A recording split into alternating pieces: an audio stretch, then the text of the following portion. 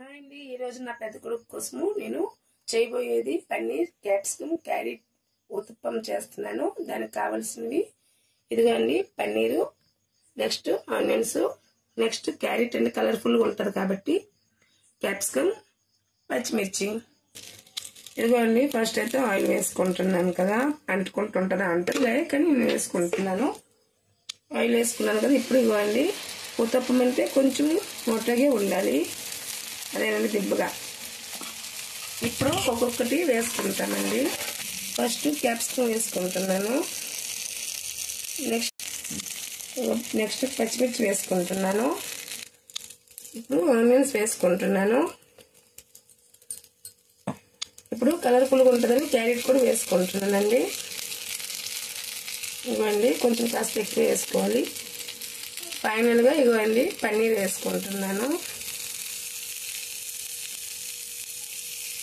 ఇదిగోండి, ఇది కాస్త కాలాలి.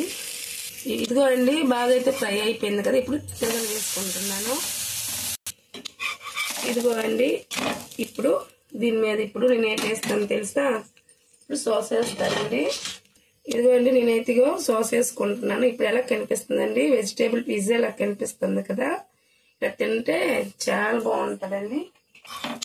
ఇదిగో అండి, ఇప్పుడు మా బాబు ఇంకా 3 days ఉంటాడు కాబట్టి కాస్త వాడికి ఇష్టమైన చేసి పెట్టిస్తే నాకు తృప్తిగా ఉంటుంది, వాడికి తృప్తి అయిపోతుందండి.